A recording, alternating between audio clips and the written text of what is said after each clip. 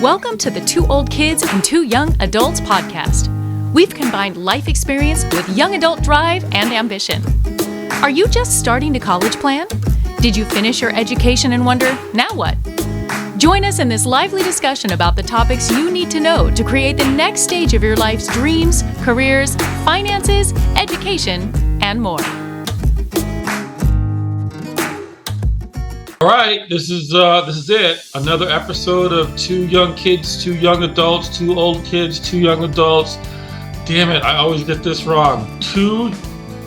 Amy, help me out. I'm tired. Two Old Kids, Two Young Adults podcast. That's what I meant to say.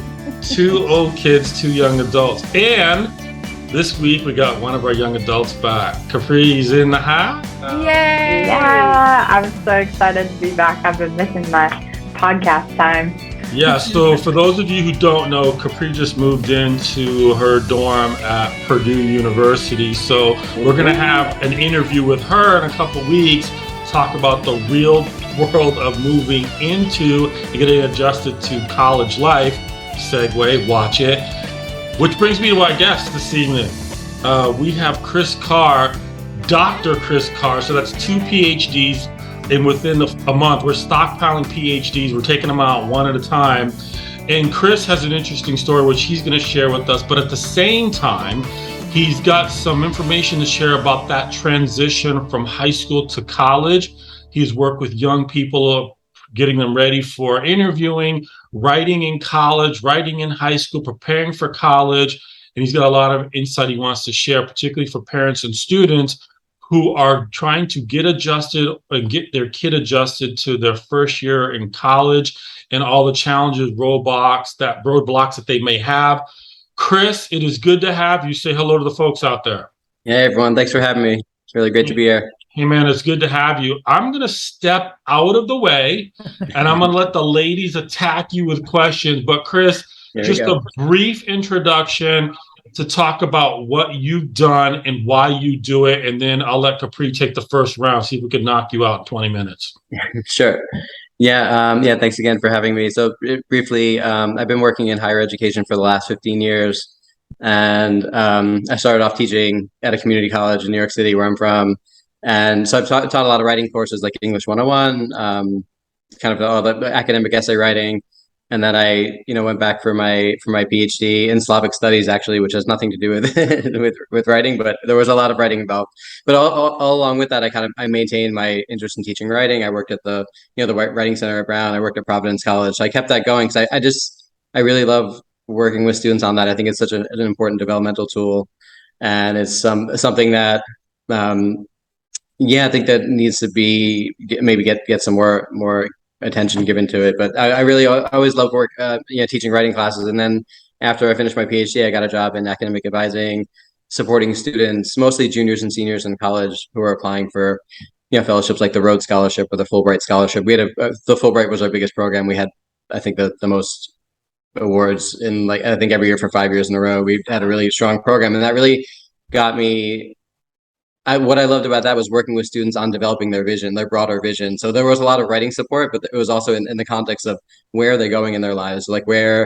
What is their vision? How do they want to accomplish it? And helping them strategize and then execute and articulate that vision in writing and their written materials, and, taking them through this process where they were applying for these awards. That really got me interested in supporting students and more broadly beyond their academic world. And that led me to start the venture that I recently started called 1 Point Mentorship, which focuses on getting students transitioning from high school into college, starting with writing support. But really, when they get to college, how do they manage the freedom of being away? How do they really set up their lives on campus so they get the most out of being at college? And are they really listening to their own voices, or which maybe they're listening to some other voices in terms of what they want to do with their time there, or how they spend their time? And it's really getting in the right mindset to take the advantage of the time. It's such a beautiful and amazing opportunity that can really springboard students into a life that they love and they're really excited about if they use it properly and go in with the right mindset and get the support that they need. Wow. Just hearing you, it's just unbelievable. I mean, first of all, the amount of that experience. I mean, when are you going to set some goals, Chris? I mean, really, if you could just step it up a notch. But I'm not even entering college now. You make me want to go just so I can mentor underneath you and take advantage of all that you have to offer. So with that, I'll be quiet because I want Capri. I mean, she's our brand new one just in college. We're so proud of her. But I know she's got a lot of great questions. And Chris, I am going to have so much fun picking your brain on this. And thanks for that incredible background. All right. So our first question, I don't know. Let's see. Is this an easy one or a hard one? So with all that you kind of just mentioned about like exploring, growing, becoming the person you were kind of meant to be, do you think that's the purpose of college, or is there something else to it? Yeah, that's really, I think, an important question. I'm not sure. I'd love to hear about how much time you and the people that you know like spend thinking about that when you're planning like applying and things like that, and where you are now getting ready to go away. I think I mean, obviously, yeah, there's a lot of things it can be good for. Obviously, there's a lot of I feel like a lot of economic pressure, right, to come out with a degree that will be marketable, and I think that's rightly so an important focus. I think sometimes, in my experience, like just being on college campuses and like over, especially the last several years, like there's been such an emphasis on, I think, like pre-professionalization of undergraduate education, and not like really so much focus on how will this help me get the job, or something like that. Maybe to the detriment of like exploring like other aspects of the student's life or other interests, and really like maybe it might pressure students to say things that maybe they don't really love. They may think it just like help them to get a good job, which is again things that they not unimportant, right? Things that need to be considered. But I think a lot of times like students can like really maybe sell themselves short, or literally not listen to the voice. I'm speaking from my own experience as well, like being as an undergrad, like thinking of things I really wanted to do, but I ended up majoring in business as an undergraduate, even though I had an interest in being an English major. And I kind of switched into the business. Like the business program was like a junior senior year program. It was very intensive, so it really limited the number of classes I could take outside of that program. It actually enabled me to I wasn't able to study abroad as a junior, which I wanted to do. And it really just restricted my life in a lot of ways. And it's not necessarily bad, but I think it's just making the choices from a place of like being conscious about the choices that you're making, and what's coming down the line. Maybe what are some of the benefits and consequences of making certain choices, and not. Yeah, I think it's just really important that students end up following their path, like find something that really lights them up. Like I really think that's and it might not, what that ends up looking like, the way it's packaged might be different, but I think just if you think about how you're spending your time, like are you really like enjoying the way that you're spending your days and the work that you're doing, or the questions that you're working on, like the topics that you're engaging in, and having college be like a place of real investigation where you can go deeply into like these questions that you really feel passionate about in whatever area they might be. So I think that's like it's good to think about. I need to get my degree to get that job, but more like the purpose. I would like to see more students like not less worried about that, but more equally focused on all parts of their life, and not maybe not just the professional path. Sounds like a philosopher. It does, yeah, right? What is a good life, right? We've been asking that question for a long time, like thousands of years. What does it mean to have a good life? It's the same question. It's interesting. Yeah, it's the same question that we keep trying to answer, and hopefully we answer it well for ourselves. Yeah. Mm-hmm. Yeah. So, given like the different academic stressors and kind of trying to maybe fit into a mold that you're not necessarily meant to fit in, or that's not where your heart's desiring you to go, what are 3 things that you would recommend to kind of make sure that you're following your passions and having a smooth transition to college? Mm-hmm. Yeah, that's great. The first, I think it's really like kind of tapping in, attuning to yourself, like really like just basically what is it like based on like, a lot of the things that you've done, like what are the things where like a good question is like what, like when you do something where you kind of lose the sense of time and you're just like in the flow of whatever it is you're doing, like what are some times you've experienced that, what are some activities that you've done that make you feel that, and that's like a good indication that might be something to follow, like an interest to develop. And who knows, and maybe it doesn't turn into like a professional interest, maybe it just ends up being a hobby, but it's still something that's important to you, like that the way that you spend that time and can really get immersed in something that really, really interests you. That's one thing to do is really check in with the stuff that you've already done that really have sparked lit a spark in you, or really you felt passionate about. Or even like, what are some things before you even get there? What are things that you've never done, you've always been curious about trying, and making sure that along with the things that you know that you want to study, you're trying maybe one new thing every semester. You're taking a I class. really like that one. Yeah, like taking one class that you didn't expect to take, or trying an activity or a club this semester, or doing something to get out of your comfort zone. I think a lot of the things that I would probably talk about are related to my like mindset and pushing the boundaries of that comfort zone, like getting out, like not just doing the things that are safe or that feel comfortable, but getting out and trying new things, like learning how to talk to different people, like how to talk to professors is a huge thing. I feel like I always give that example because I think I've just worked with so many students, like on the other end, like when they're getting ready to graduate and trying to get recommendation letters, and like if you don't cultivate those contacts, you might junior year maybe you're applying for some internship and you have no one to write a letter for you, and you can't really build that relationship in a week or 2 weeks by the time the letter's due. Like that's something that needs to be done over time. So even when you're first going in, like you might not feel like you need to go talk to the professor. You might not like it. I don't know. I always thought that office hours kind of were, if you were having trouble, you'd go talk to the professor, right, about something. But it's even just popping in like, hey, I found this interesting about class. People love talking about their work. Like professors love talking about their work. Like go just connect with them. Like go in for 5 minutes every week or every couple of weeks, just so they know who you are, and to start those conversations. And so I feel like like being aware of like what you've done that's interested, that really sparked your interest, and ways that you want to grow, like and just pushing that comfort zone, finding different ways to do that. Like we'll really try to talk ourselves out of doing just about anything. I think our minds are like, oh, you could do that next week, you could do it later. But later becomes next semester or next year or 2 years down the road really quickly. Like the semesters really fly by. So I think just being aware that the time is going to go quick. That doesn't mean like go crazy or you're going to have plenty, like enjoy the time, but like really make it productive. Like make sure you're doing things to move yourself forward, even if it's like trying something new that you've never done before.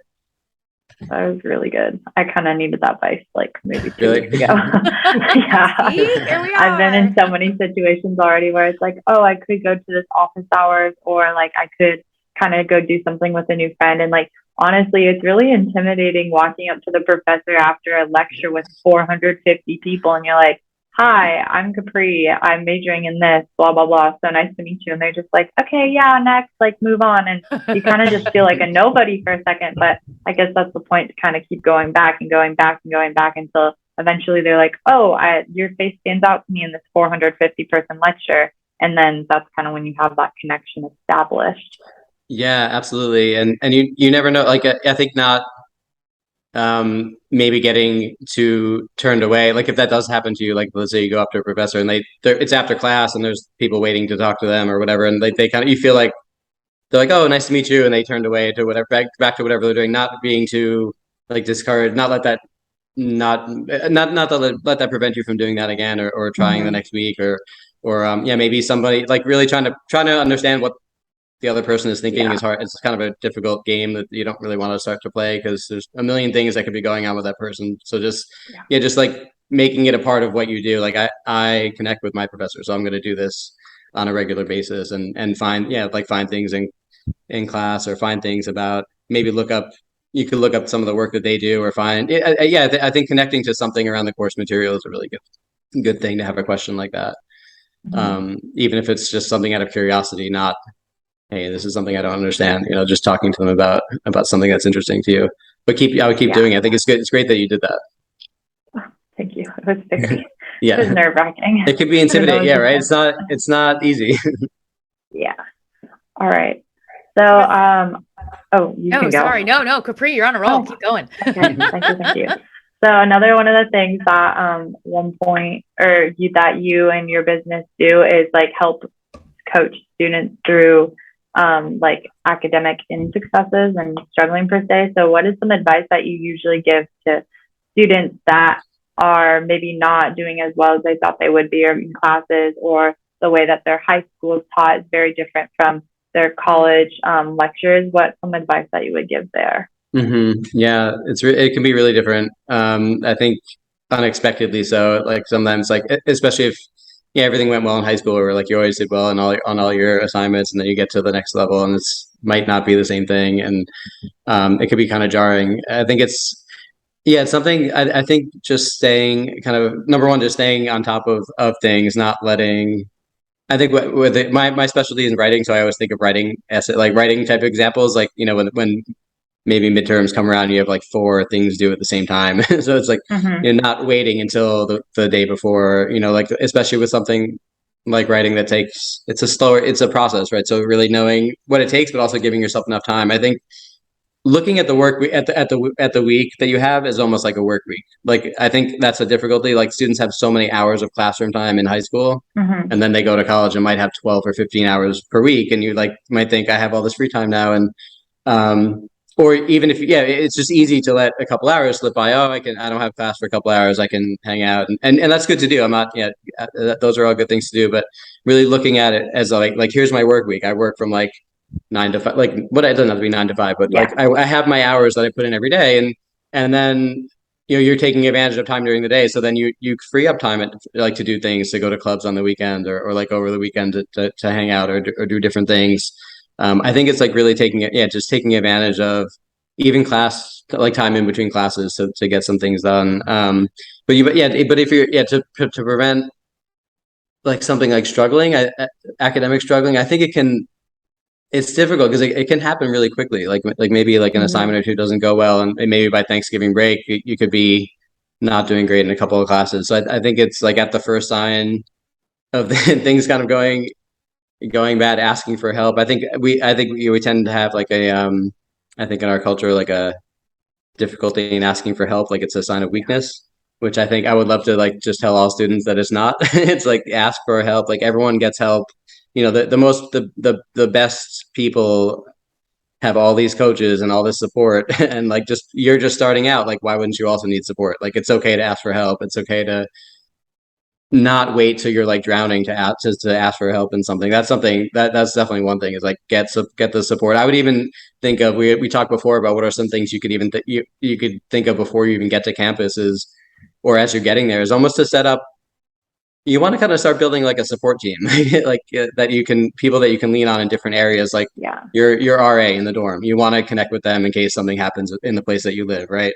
You'll probably get an academic advisor, so you want to connect with them. Maybe professors in the department that you're really interested in, you want to connect with them. What are some things going on? You want to make sure you know where the health services people are, right? What are all the Mm-hmm. areas in your life, and making sure you know where those things are, and that you have even like you start to make contact with all those different people who are going to be part of your support team. So when, again, it's just like with the thing with like a professor and a recommendation letter, you've already built the relationship. So if something does go wrong, you already have people to go to, instead of not talking to anybody and things are going south, and then you don't know who to go to, and you're kind of frantic, and things get really chaotic really quickly. Mm-hmm. So yeah, really just taking the initiative it's really, I think it all falls under to me, the umbrella of like really taking responsibility for your time at college, like in all aspects of your life. And if you can learn to do that now, you're going to have adulthood is not necessarily going to be a breeze, but like it's going to be a lot easier if you can learn how to really take responsibility for everything in your life. And that includes like Mm-hmm. staying ahead of things and not letting things get too difficult, or too tragic, a situation that you really don't want to find yourself in, right? So that's kind of hard to do. I think the hardest thing about that is there's really this has come up in a lot of conversations with with parents about talking to students about working together. It's almost like we're talking about things that we're trying to find ways to prevent like future pain. You haven't Mm-hmm. necessarily Yeah. like experienced all the pain that I want to help you avoid, right? So it's not like you're not in the hospital yet going for going to get this procedure. You're really trying to prevent it, where you're trying to catch it so you never have to deal with it. And I think Mm-hmm. that's I think that's something sometimes, like when we don't feel that kind of urgency, it's easy to put things off. But so I think it's For like sure. reminding yourself that even though this problem might not happen, I need to stay on top of things and really start to build this support network, really stay on top of the things I know I should be doing to, take care of myself with like sleep and eating, like things outside of academic. It just everything is Mm-hmm. all connected. That you want to just take the reins of your life, and it's up to you to to do the work, but also ask for the help that you need. All right. Wow. That was great. This seems like a good little segue into kind of talk about your support system, but also roommates, because I have been getting to know my roommate and I totally love her, but and she's already becoming part of my support system. Do you have any advice for what would happen if you don't get along with your roommate, and like how to be a good roommate, just anything in that realm? Because that was personally something that I was so nervous about. Yeah. And did you have a chance to meet the person before you got there or not? Or She lives in Indiana, so I did not get a chance to meet her in person, but we FaceTimed and, went on each other's social media and whatnot. Yeah, that's definitely something that I don't know. Does that help or hurt? Do you want to know in advance, or is it better to know or not know? I think that for me, I remember when I went away, I started college in 1994. I think I got a card with the person's name and address, and I maybe had to send them a letter. Maybe I don't even know if we got the phone number. And I think we maybe had one phone conversation, and then we met that day, and now you can like look up everything about a person now. So Yeah. it's like you can see what they're interested in, and yeah, it's great that you can do that. So you're almost like not really meeting a total stranger when you get there. But Yeah. I think just being clear, it's just kind of communication in any type of relationship that's hard to. It's not it's not necessarily hard to do, but it's a skill that you can develop. And I think just being open, being clear, being really intentional about communication and being open about, hey, here are the things that here's how I do. Here's what I need in my living space, and and just being open to hearing what they also need. Like really being open about what supports the other person, and trying to be, not give up, get what you need, but also obviously you need to share the space. So I think just having those conversations in the beginning, again, it's kind of like getting ahead of things, like before there becomes a problem. You've talked about some ground rules, or talked about how do we want to share the space, and come up with like, not like I'm telling you what you need to do, but how can we come up together to come up with like A compromise. ground rules for the room, and let's set the intention for the room, and be clear on what the expectations are and everything. I think just having a conversation like that in the beginning is better than Essential. waiting till like I don't know, the food and the messy clothes, whatever problem annoys you the most, it starts to like manifest, like talking about that stuff beforehand as much as possible. Yeah. And then if I say I wasn't getting along with my roommate, what would you recommend that I do to kind of, like, we have these ground rules in place, or maybe we don't, but for some reason, like, we're not getting along, who should I turn to, give me some guidance in that area. Yeah, I think it's definitely important to like try to talk to the person directly, and even if it's not working, it's a good habit, because you're gonna have to communicate with a lot of people in your life, and maybe say things that other people don't want to hear, or that you don't want to say, or like having difficult conversations. I think the more you can practice that, the better. And even so, that's the first thing. And then, but if things go wrong, then that's why we mentioned like talk to like there's some like an RA or someone that's on the floor who handles stuff like that, and maybe like ask the roommate directly, like if they keep bringing up like there's this thing that's getting in the way, or being direct, and if we can't work through it, would you be willing to can we go talk to the person? This really needs to get worked out, whether we don't have to be best friends, right? we have to coexist for at least a short time. So just things like that. I think being direct as possible, but also going to get the support. There's definitely would be people on the floor or something somewhere in the dorm that can help like mediate a conversation like that. Great, thank you. All right, with this, I'm going to pass it over to Amy, because I'm sure she's dying to ask some questions with her daughter entering college as well. So it might be good to hear from a parent. Yes. Well, and Chris, I have like two sides of my brain here. You have Amy, the coach, wanting to ask a couple questions as a coach, and some strategic things. And then also Amy, the parent whose daughter is starting college. So I'm going to start really quick. I love what you're doing in creating this space for young adults to understand that getting coaching is so important, because great coaches have coaches. And a lot of these things you're sharing, boy, I know a lot of entrepreneurs that could use this exact same advice that you're applying to young adults and working with older adults that maybe didn't learn some of these success tools. And so what you're doing to set that up is just so important and so powerful. So with coaching, it's very personal. Every individual you're working with is coming with different majors, different needs, different backgrounds, different levels of everything. But what I would love to hear from you, though, what is kind of a few of the most common, even just quickly, what are some of the most common things that are the first things you hear when you're starting to coach with somebody that it's, okay, I get this question a lot. This is normal. It's okay. And then maybe what is maybe one of the most off the charts, like, wow, I didn't see that one coming. I'd love to hear from you on both sides of that fence. Yeah. Wow. I don't know if I've had anything too outrageous. I have to think about that one for a second. But like most of the stuff is really well, in the like if it's in the context of like writing support, those are really, it's really specific around that process. Which in there, like the same things kind of come up. I can't think of I don't know what to write about, or I don't know. Yeah, a lot of it's like coming up with ideas or how to organize them, or there's certain things that are very common questions that come up quite a bit within the context of that writing support. And yeah, I think it's a lot of times in high school, like they're just told, like where students are told what they have to write about, and when you get to college, like you not only are you writing at a higher level, but you have to come up with the question too. Like you're not necessarily they're not going to tell you what to write about, and I think that's also a sign, something you want to work towards. Like when we talked about, like kind of taking responsibility for your own path. It's like, yeah, coming up with the questions that are really interesting to you in whatever course it might be. So a lot of students like struggle with that. Like before they were always told what to write about. Now they have to have this freedom to do whatever, and maybe they have difficulty coming up with topics or asking like really specific questions for their written work. With like other outside of that, I think almost all of it comes down to, or a lot of it comes down to setting really specific goals. Like students, like a lot of people want to do things and have dreams and visions, or they have things they want to accomplish. But I think, the thing that gets in the way, you have to do them and execute them, right? So you can have the best idea, but if you don't, and I speaking from my own experience too, like a lot of this that I'm saying is coming from like learning it the hard way, and also observing it in a lot of students. Right. So the things that I've gone through as well. And it's, being really specific about what you want, because I mean, you're gonna end up somewhere, and you can go where you want, but you have to be really specific about it.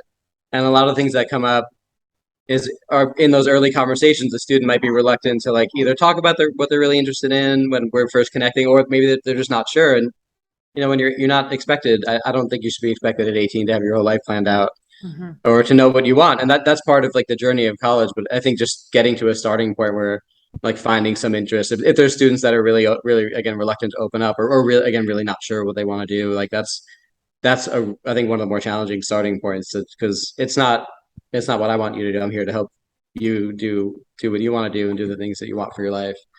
So sometimes it takes a little while to get those conversations started, and maybe they need to like go through a semester of getting some experience on campus before they can even start to answer those questions, and that's okay. So it's really like every student they show up at a different point and with different challenges. Some of them know what they want to do, but maybe there's a lot of anxiety that gets in the way, and they don't put themselves out there. They're afraid to speak up, and right. So a lot of the coaching is around, and that's again I have a lot of experience with that as well, like anxiety that I've overcome and still have to manage. It never goes away. It's just something you learn how to overcome, and you have other strategies that are healthy, that help you get past it, and to not let it interfere with things that you want to do. So a lot of it's like that. Yeah, my mindset. What are the things that we're telling? We all have like limiting beliefs in some way, right? It's the things that we learned about ourselves, whether they were true or not. I'm not good enough in this. I'm not this enough. I'm not good at talking to people. I feel nervous. Anything that might prevent you from getting, from doing maybe the thing that you really want to do. I really want to join this club, or go spend learn about this thing. But if I feel really uncomfortable being in new places and talking to new people, like I've definitely had that happen to me, where I've not gone to things because I maybe was feeling a lot of anxiety that day. And so things like that. So it's either I think developing the vision altogether, like helping students find the direction, or like helping to manage and define strategies for like things that are holding them back from doing the things that they really want to do. I think that I would say those are the two most common in the mentorship aspect that come up, all the time.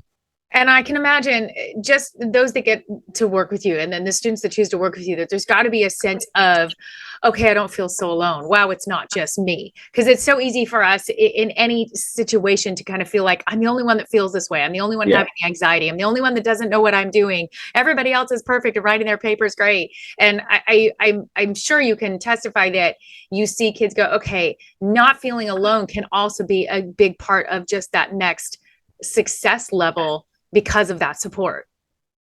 Yeah. Oh, 100%. Yeah. I think that's such a huge part of it, especially I think at any age, but especially around that age when you're young and just trying to find your way and knowing that, just knowing that other people are maybe just feeling just as much as fear as you are when you know at that event that you said you wanted to go to, and it's okay to even say, hey, I'm feeling really nervous right now. How about you? Like you can even start with that and acknowledge it and put it out in the open, and then it's not anything to worry about anymore, just something like that. Like, but yeah, it's knowing